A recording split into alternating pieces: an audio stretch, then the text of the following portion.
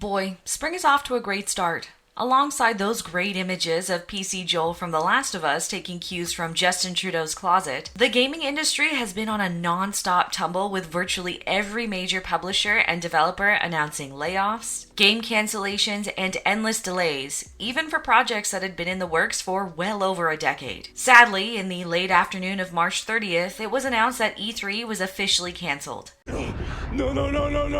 Wait. Wait.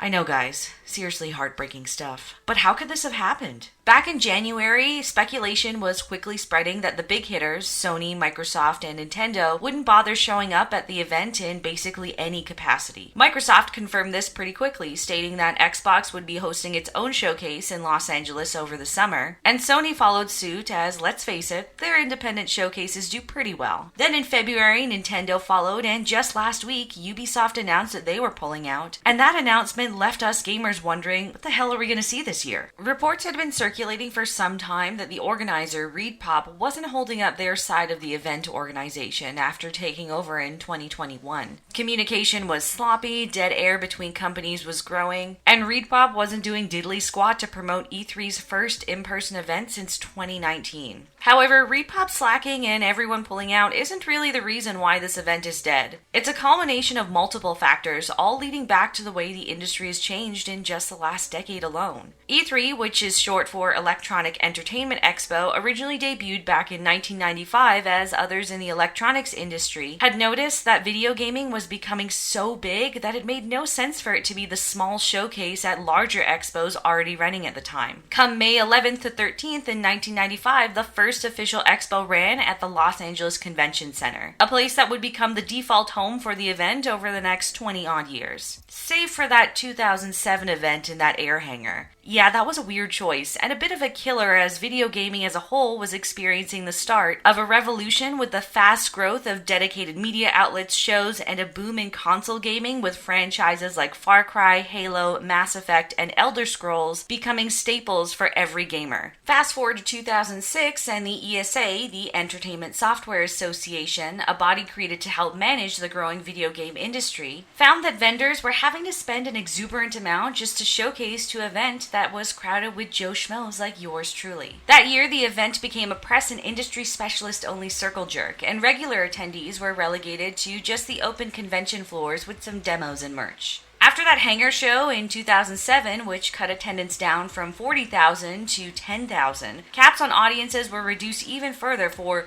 financial reasons. And by 2008, when E3 returned to the Los Angeles Convention Center, attendance was capped at just 50,000. And let's not forget that E3 tragically banned their sexy booth babes in 2006 because the ESA caved under the pressure of politicians calling out how manipulative and inappropriate that particular exhibition was. As one that can appreciate the female form, I feel for you all on this one. These were the first of many nails in the coffin for E3, as smaller audiences therefore meant less media coverage, which meant far less exposure for an industry that I would say was experiencing its peak in the late 2000s and early 2010s. This was also coming at a time where the internet was gaining significant footing in establishing once reputable gaming news sites like IGN and Kotaku. Rightfully so, this was a cock-block of quite epic proportions. Finally, after 2 years of abysmal numbers, E3 opened the event back up to a capped audience of 45,000. Despite the return to a larger in-person audience, it seemed like there were still some big names that just couldn't justify the expense of showing up to an event that they could very well do themselves at a fraction of the cost. To start, EA and Nintendo opted to have their own events, with the latter taking the trend of their Nintendo Direct showcases into a more concise and pre-recorded event, which eliminated all the showmanship that an E3 stage offered. Even Sony and Microsoft began pulling their E3 punches, and by the time 2015 came around, big names showing up at E3 wasn't the only problem the expo was having. With gaming no longer being a geek hobby and instead a staple one for demographics of every kind, rightfully new ways to showcase upcoming games emerged. Instead of eagerly awaiting an annual event, YouTube, live streaming, and alternate showcase events became frontrunners, and the digital format of gaming was becoming increasingly prominent by the day, with the ability to more readily access and play a greater variety of demos without checking more than your default console. This proliferation of digital gaming had pushed E3 to become a spectacle rather than the go-to hub it originally was. Between 2016 and 2019, the expo opened up more to the public, with those years peaking at almost 70,000 attendees each year. And then 2019 happened. If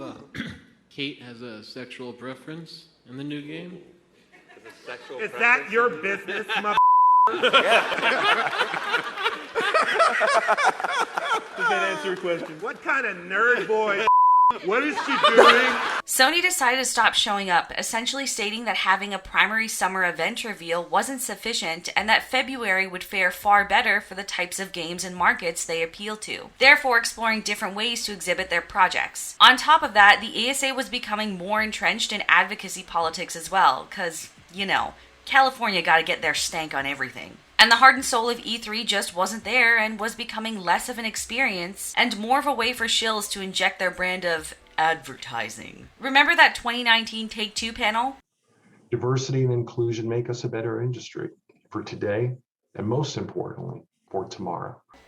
Pepperidge Farm remembers. Then the virus of unknown but actually confirmed 2 years later Origin canceled the event in 2020, and here's where probably the final nail was sunk. Thanks to that incident, the gaming industry took a hard detour that it's still struggling to rebound from 3 years later. Endless delays, game cancellation, cuts to funding and staff, and now mass layoffs. Whatever is left to be showcased isn't a whole lot. Factor in that basically every major publisher began creating its own showcase on its own terms. E3 has become wholly irrelevant and basically useless. And the statement from the ESA's president, Stanley Pierre-Louis, essentially confirmed that. Despite that, and even after the disastrous 2021 virtual event paired with ReedPop's absolute lack of given fucks, there's still plans for a 2024 E3 event. They may not be ready to face the music, but the majority of us gamers have seen this coming for the better part of a decade. And as sad as it is to see a part of the golden era of gaming fade away, perhaps it's best just so it will remain a nostalgic beacon rather than a battered, reused condom. Let me know what you think about all this E3 jazz, and until next time, stay frosty, friends.